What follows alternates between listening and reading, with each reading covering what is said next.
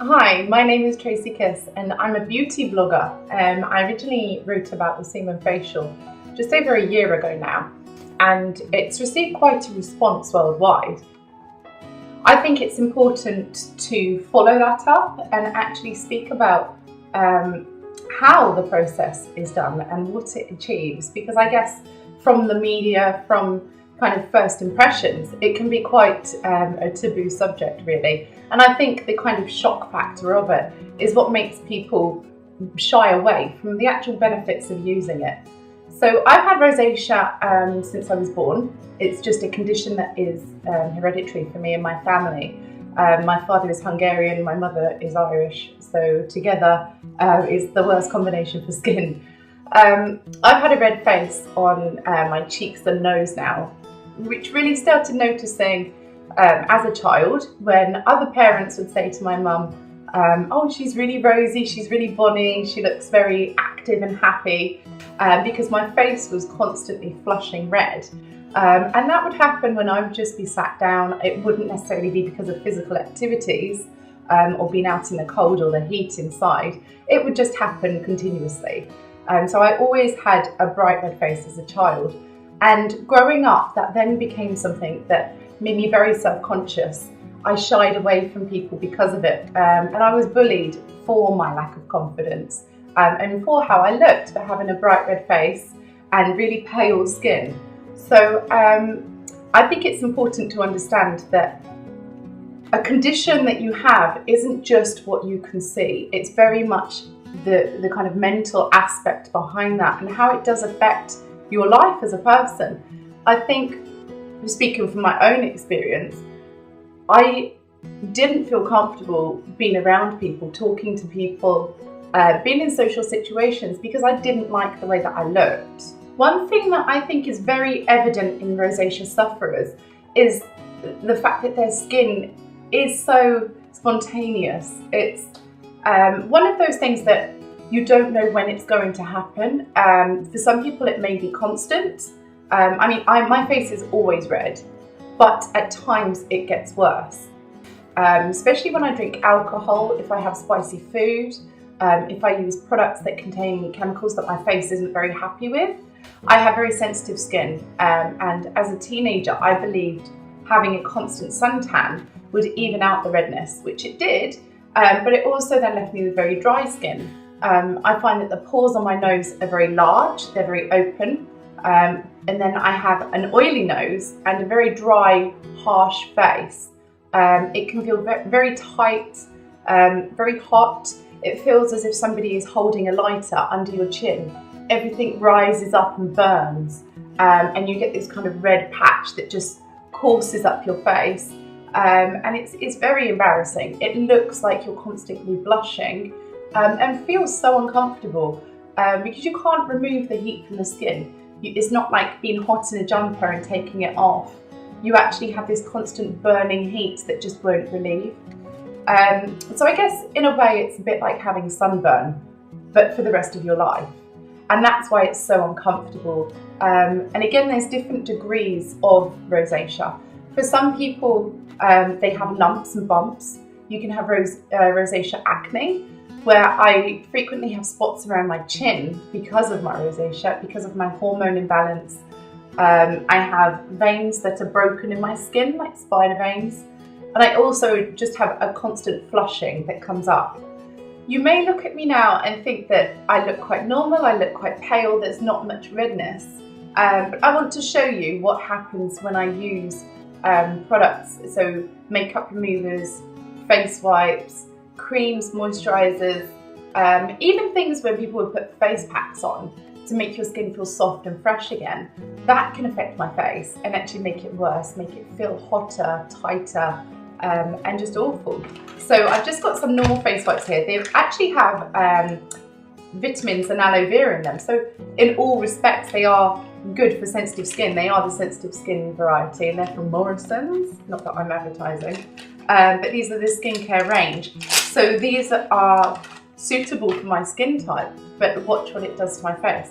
So here is my kind of resting face. You probably can't see that too well. under the light. This is what happens as soon as I touch it with any kind of product. Okay, so I haven't rubbed that very hard, but as you can see, instantly my face reacts to it. And this side is resting red. This side is agitated red. And that can happen even walking into a room. If the heat is a different temperature, if somebody sprayed some perfume perhaps, something that my skin doesn't like, it instantly just does that. So that's the non-side and that's the side. Again, I'm going to do the other side just so you can see. Just some gentle wipes. I'm not going to press very hard. Bright red face. There we go. And I think for many, they shy away from life because of this. I mean, I put makeup on over my rosacea, and a lot of people that know me don't realise that I have this condition. I think you can mask it, but you can't cure it. And one problem in wearing makeup when you have rosacea is you are irritating sensitive skin. So the area that feels bad already, you make 10 times worse. How I would compare that to normal everyday life. If you have a spot on your face and you try to hide it, you put makeup over it, and you might use concealer or powder, that area becomes very agitated. It can't breathe because you're caking it with makeup and concealers to hide that horrible spot. It can become oily, it can ooze and scab, and it's absolutely horrendous. All you want to do, or all I want to do when I have spots, is clean them off and leave them open to the air. But in leaving your face open to the air, you're then open to the elements, and that makes your face redder and hotter and more painful, which is a very difficult situation to be in. I think there's a very emotional factor behind having rosacea. It's low self-esteem, low self-confidence, and you do avoid social situations. So I look at ways that I can then treat my skin in a natural way to keep it soft, so it's not as dry, so my makeup doesn't crack and cake into it, and doesn't feel as tender, as hot and as disgusting as it does when you wear makeup and it burns into your face. So I use the Semen facial, as you are well aware, I'm sure. There was the shock factor that I am a single parent, and I use semen from a man. Obviously, you know, women don't make semen. I use the Semen facial to look after my skin, to rejuvenate it, give it some freshness, make it feel more acceptable to put makeup on top and hide my rosacea, because it's something I will never get rid of, but I can manage the flare-ups, and this is what helps me. I had my friend bring over, here's my donation pots. This is a takeaway pot from the Chinese, but I clean this out, and this is how I receive my semen donations. So my friend harvests them in his own time. It's something that he would do naturally on a daily basis anyway, as I think most guys do or would do, given half the chance. I'm not involved in the semen extraction. I simply receive it in a tub. He brings that to me, and I try to use it as quickly as possible so it's as fresh as it can be. Obviously, depending on the time of day, how many donations he's made beforehand, and what he's eaten that week will have a big effect on the consistency and amount of semen that I receive. So I ensure that he doesn't take drugs, he doesn't smoke, and he doesn't have any alcohol leading up to the donation, normally 48 hours before. But he is a very healthy person anyway, and somebody that I know is of good sexual health. Naturally, if you have a husband or a boyfriend or a partner, somebody that you are in a relationship with, or that you know is of good health, you can then use those as a source. You don't have to put it into a pot if you want to turn it into a relationship thing. Direct delivery is also a very good method. And if I find a husband one day, I will be using him every morning. So I want to show you now how I do my semen facial, because I think a lot of people are concerned with the thought of putting semen on their face, but actually it's a very natural and healthy thing to do. I know exactly what goes into this. I know that there are no added chemicals, no harshness. It's as active and live and natural as you could possibly have. And if that makes babies, you know, semen builds babies. They come out very soft, they have beautiful skin. It also leaves my skin nice and soft. So I'm very happy to use this as a facial. So I will show you the pot. I will also take a picture because you will see it more clearly, I think. So here we are. I'm just gonna... This, I believe, is two donations. And as you can see, it's quite loose. So he's very well hydrated and donates to me frequently. A semen will differ in consistency, so depending on how hydrated you are. It's always good to have plenty of water, fresh fruit, vegetables, and to eat well, clean and healthy, because the quality of what you put into your body directly affects what comes out. So I'm going to begin by using wet wipes to clean my hands and make sure they're safe, because I apply this directly with my fingers.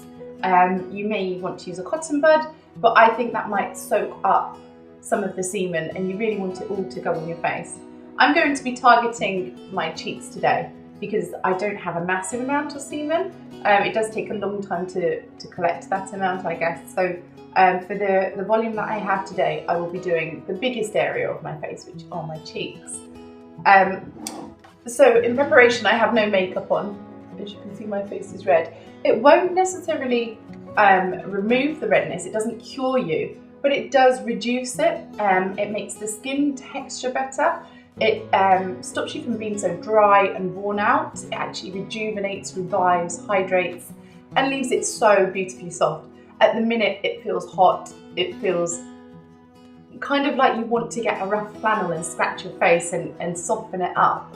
But anything abrasive on rosacea is just a no-go. So for me, that's not something I can consider. So this is why this works very well. And again, I think for all skin types, you can benefit from using a proper moisturiser. And effectively, this is what it is. It's just a man moisturiser. Okay, hair out the way. I'm going to start by dipping my fingers into it and just directly swish. And I put it straight on the face. So I don't think you can see the texture of this.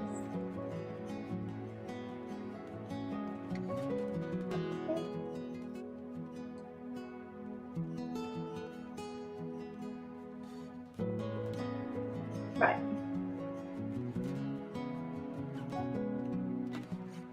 Yeah, make sure my finger's nice and coated. And then I just apply it directly to the face.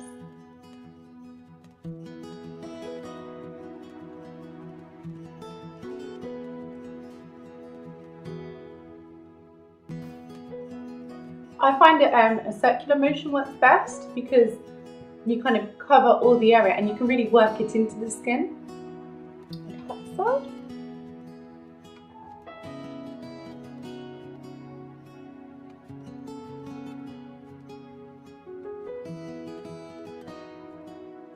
Okay, so that's the face coated.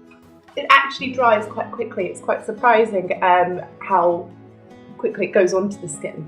Instantly, it's very cool and very soothing on the skin. I kind of put it in comparison with, you know, when you have chewing gum and you breathe in with chewing gum in your mouth, it's a cold, cool, refreshing feeling, and it really does just absorb. You feel it coming into your face, pardon the pun. And I don't know if you can tell properly from this angle, but it just sucks into the skin. It's absolutely beautiful. I don't mind the smell of semen. I think that it's something that is quite a natural smell, and I have no aversion to it. Whereas I think some people might find it a little bit of an acquired taste.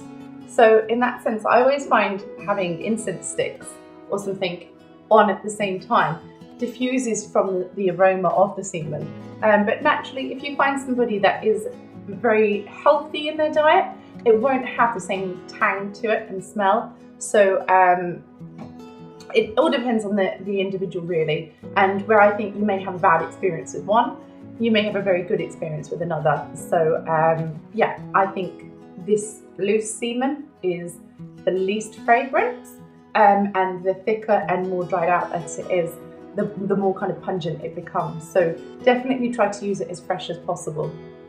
So as you can see, it's been on for a couple of moments and already it feels like it's drying into my face.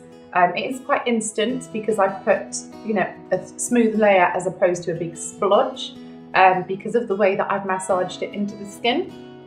I'm going to take some photos so you can actually see in better detail exactly what my skin looks like now, and I can attach them in the video.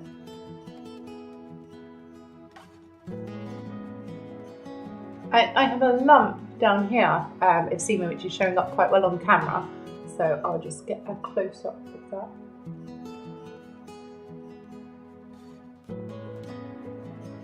Okay, so I've captured that quite well drying into the skin there. I think that's probably a good indication of the texture of it. I'll attach that now for you to see.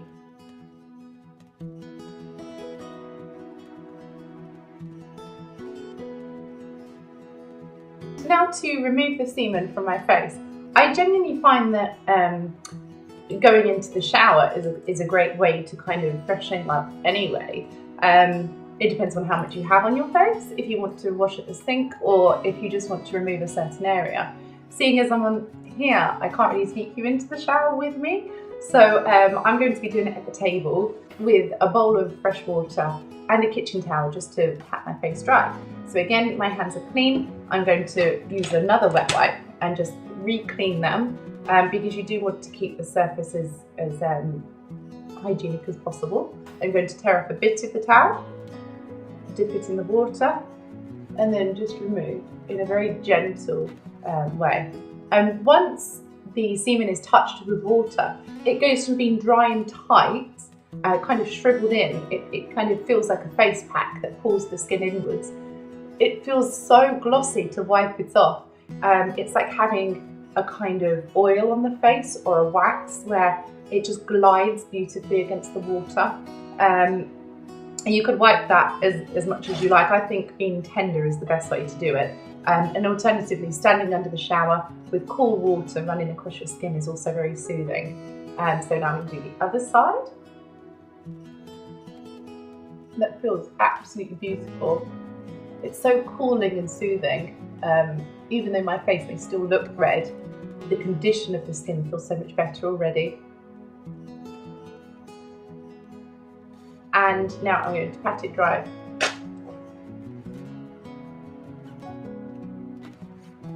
Peace.